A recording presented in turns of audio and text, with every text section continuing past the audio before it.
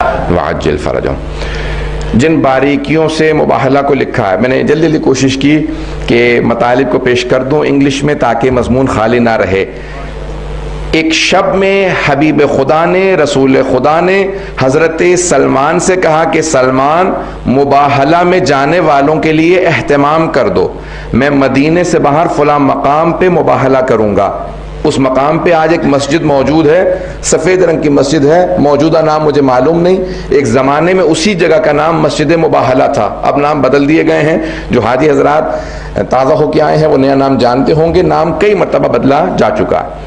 پیغمبر اسلام نے جناب سلمان فارسی سے کہا، سلمان محمدی سے کہا، اس مقام پہ ذرا کچھ اہتمام کر دو۔ جناب سلمان نے ایک سرخ رنگ کا قالین بچھایا اور ایک وہاں پہ خیمہ نصب کر دیا کہ یہاں پہ آ کے اہل بیت بیٹھیں گے، کیونکہ جناب سلمان جانتے تھے کون کون جانے والا ہے۔ انہوں نے ایک سرخ رنگ کا قالین بچھایا۔ اب میں کہوں گا کہ رسول خدا نے صرف جناب سلمان فارسی ہی سے کہا کہ وہاں قالین بچھاؤ، شاید اسی وجہ سے سلمان فارسی منا اہل البیت کے درجے پہ فائز ہیں۔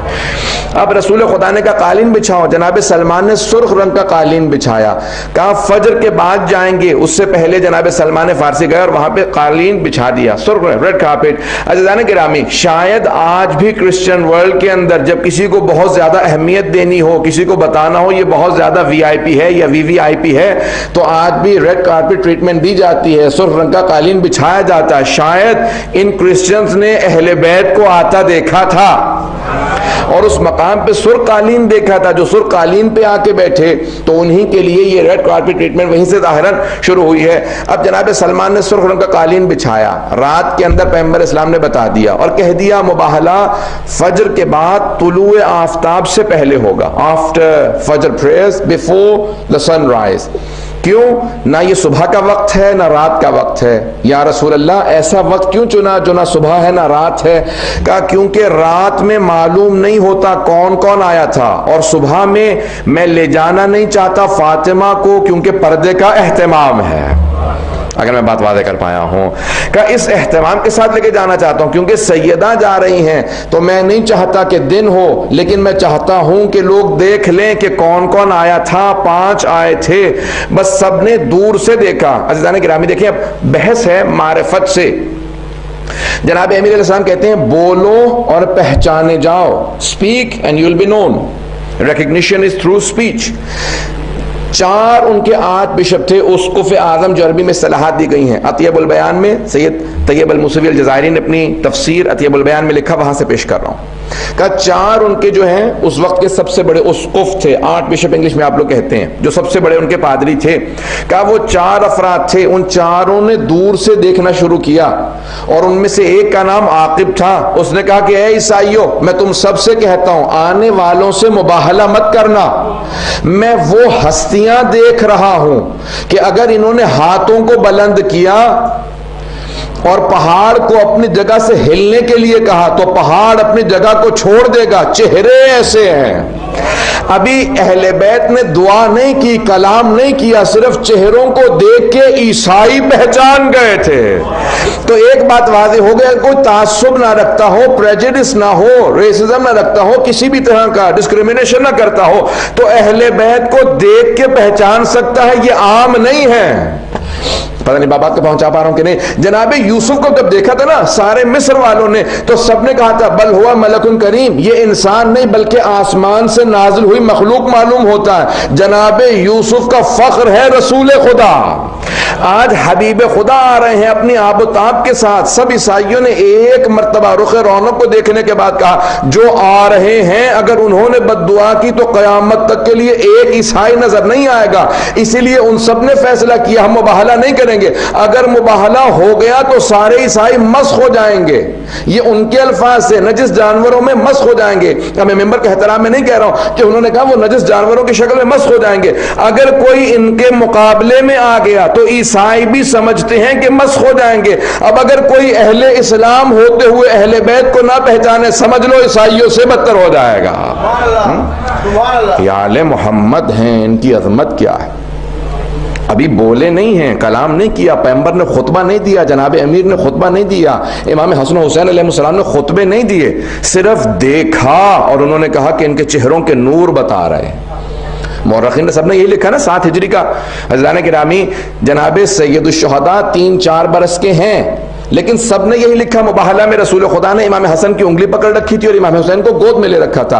اب یہ گود کا وقت نہیں ہے، امام حسین علیہ السلام 6 مہینے یا 4 مہینے کے نہیں ہیں، 3-4 برس کے ہیں اور اچھی طرح سے چلنا جانتے ہیں۔ ابھی چند دنوں ہی پہلے تو مباہلہ سے یا 1 برس پہلے تو سید الشہداء نے ضد کر کے کہا تھا نا، نانا میں آپ کے اس گھوڑے پہ سواری کرنا چاہتا ہوں، ذہن میں جملے لا جائے گا، نانا میں آپ کے اس گھوڑے پہ مأمون پہ سواری کرنا چاہتا ہوں۔ تو پیغمبر اسلام نے کہا یہ کسی کو سواری نہیں دیتا سوائے میرے اور علی کے، کہا نانا میں سواری کرنا چاہتا ہوں۔ تو جناب سید الشہداء اتنا اصرار کر کے صحابہ کو سمجھا رہے ہیں میں وہ ہوں جو رسالت سے اپنی بات کو منواتا ہوں۔ فوراً جناب ختمی مرتبت نے گود میں لیا، چوما، بہت پیار کیا اور فوراً اسی اپنی سواری پہ جناب سید الشہداء کو بٹھایا، کچھ دور ہٹے اور دیکھنے کے بعد بس ایک جملہ کہا میرا بیٹا بہت خوبصورت لگ رہا ہے، اور بہت مسکرائے۔ صحابہ کہتے ہیں اتنا پیغمبر اسلام مسکرائے کہ آپ کے دندان مبارک نظر آنے لگے، آپ کے چہرے سے چمک آنے لگی، پھر اچانک زار و قطار رونے لگے، اتنا روئے کہ آپ کی پورے ریشے مبارک تر ہو گئی۔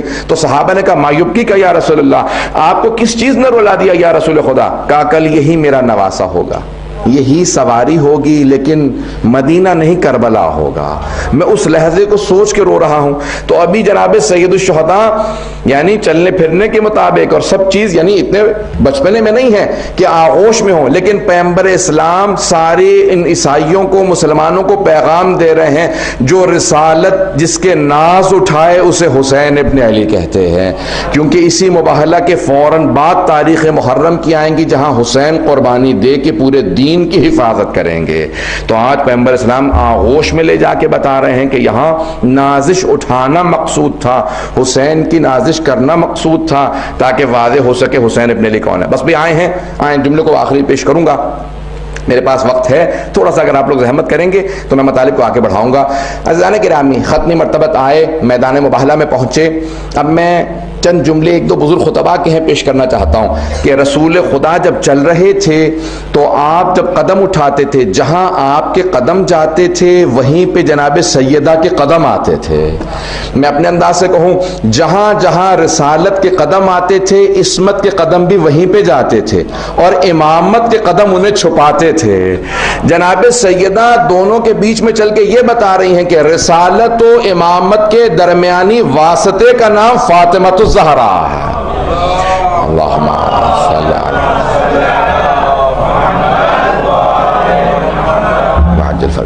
علی یعنی رسالت کے، جسے انگلش میں آپ لوگ کہتے ہیں مسنگ لنک، رسالت اور امامت کے اس واسطے کا، رابطے کا نام جناب فاطمۃ الزہرا ہے۔ عزیزان گرامی، مباہلہ ختم نبوت کی دلیل بھی ہے، ابتدائی امامت کی دلیل بھی ہے، دونوں چیزوں کی دلیل مباہلہ ہے۔ اور ایک مرتبہ ختمی مرتبت نے اپنے انداز سے وہاں پہ آنے کے بعد جب عیسائیوں کو دیکھا تو ان سب نے فوراً رسول خدا سے کہا ہم مباہلہ نہیں کرنا چاہتے، ہم مباہلہ نہیں کرنا چاہتے، ہمیں آپ کی شرائط منظور ہیں، اگر آپ جزیہ کہیں گے تو ہم جزیہ دیں گے، آپ کی حکومت میں ویسے رہیں گے جیسا آپ کہیں گے۔ عزیزان گرامی، یہ پہلی ایسی جنگ ہے کہ جہاں جنگ نہیں ہوئی، مباہلہ نہیں ہوا، تلوار کی ضرورت نہیں پڑی۔ میں بہت سوچا کرتا تھا رسول خدا بیٹی کو کیوں لے گئے؟ رسول خدا جنگ کے لیے نہیں بلکہ دعا کے لیے بیٹی کو لے کے گئے تھے، کیونکہ آج دعا کا مقابلہ تھا۔ جہاں تلوار کا مقابلہ ہوتا تھا جناب امیر کو سب سے آگے بھیجتے تھے، جہاں دعا کا مقابلہ آیا وہاں پہ جناب سیدہ کو سب سے آگے لے کے چلے، کہ کیونکہ دعا کا مقابلہ ہے۔ جہاں سیدہ آمین کہہ دیں گی وہاں پہ اللہ سبحانہ و تعالی ویسا ہی رکھے گا جیسے سیدہ کہیں گی۔ اب یہ حدیث رسول خدا سمجھ میں آتی ہے کہ ان اللہ یغضب لغضبها ویرضى لرضاها، خدا فاطمۃ الزہرا کے غضبناک ہونے سے غضبناک ہوتا ہے اور ان کے راضی ہونے سے خدا راضی ہوتا ہے۔ اب پیغمبر اسلام کی حدیث سمجھ میں آتی ہے کہ اگر سمجھنا چاہیں صحابہ رسول میں کون کون رضی اللہ عنہ ہے، دیکھ لیجئے کس کس سے جناب سیدہ راضی ہے۔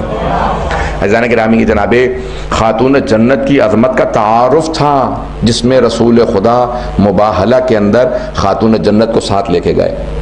آئیے ذرا جناب امیر علیہ السلام کی زبانی نہج البلاغہ سے چند جملے اقتباسات پیش کرنا چاہتا ہوں، چند خطبوں کے الفاظ پیش کرنا چاہتا ہوں کہ اہل بیت علیہ السلام کون ہیں، اور ایک سوال شبہ ہے اس کا جواب دینا چاہتا ہوں۔